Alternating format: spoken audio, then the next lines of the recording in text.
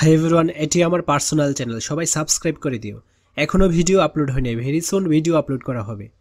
চ্যানেলের link video and comment বক্সে দেওয়া থাকবে।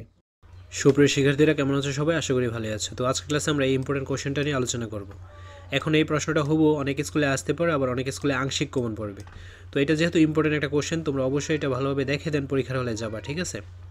তাছাড়া ইউটিউবে কিন্তু ইতিমধ্যে ডিজিটাল প্রযুক্তির উপর অনেকগুলো সাইট আপলোড করেছি। সবগুলো সাইট দেখে পরীক্ষার হলে গেলে অনেকগুলো প্রশ্নই তোমরা কমন পাবে এবং 100%ই কমন পাবে। তো আমরা চলো দেখি। বহু নির্বাচনী প্রশ্ন আসবে 15টি, এক করে 15 নম্বর। এখানে দেখো প্রশ্নগুলো কিন্তু ক্লিয়ারলি বোঝা যাচ্ছে।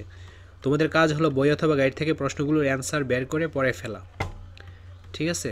তারপরে দেখো এক কথায় উত্তর আসবে 10টি, এক করে 10 নম্বর। ডিজিটাল যোগাযোগ মাধ্যমের সাহায্যে কাউকে উত্ত্যক্ত করাকে কী বলা হয়? তোমরা বার্ষিক পরীক্ষার ফাইনাল রিভিশন দিয়ে নাও। এটা থাকবে সম্পূর্ণ free model test. Video link comment এবং ডেসক্রিপশন বক্সে দেওয়া থাকবে। আজ এই ক্লাসগুলো বুক করে। ওটিপি কত ডিজিটের হয়ে থাকে? 18 বছর বয়সের নিচে ব্যক্তির জন্য পাসপোর্টে কিসের তথ্য দেওয়া থাকে? প্রজাতন্ত্রের সকল ক্ষমতার মালিককে? সি প্রোগ্রামিং ভাষায় প্রতিটি নির্দেশ শেষ হওয়ার পর কোন চিহ্ন দিতে হয়? তারপর লুপ অর্থ কী? টিসিপি এর পূর্ণরূপ কী? খ বিভাগ সংক্ষিপ্ত উত্তর প্রশ্ন আসবে 10টি, 2 করে 20 নম্বর। ব্রড ফোর্স অ্যাটাক কী? টু ফ্যাক্টর অথেন্টিকেশন 2FA বলতে কী বোঝায়? সিটিজেন চার্টার কী? কম্পাইলার কী? সুডোকোড কাকে বলে? টোকেন কী? উদাহরণ দাও। তো এই প্রশ্নগুলো সব স্কুলের জন্যই অনেক ইম্পর্টেন্ট। কোনো একটা পরীক্ষার আগে তুমি কী করো, ওই বিষয় রিলেটেড যে প্রশ্নগুলো বা মডেল কোশ্চেনগুলো ওইগুলো কিন্তু ভালোভাবে পড়ে পরীক্ষার হলে যাও।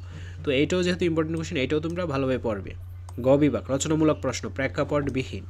5টি থেকে যে কোনো 3টি প্রশ্নের উত্তর দিতে হবে। প্রত্যেকটা প্রশ্নমান 5 করে 15 নম্বর।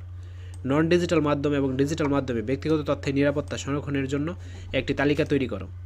কোডিংয়ে অদক্ষ কোনো ব্যক্তির ওয়ার্ডপ্রেস ব্যবহার করার যৌক্তিকতা বিশ্লেষণ করো।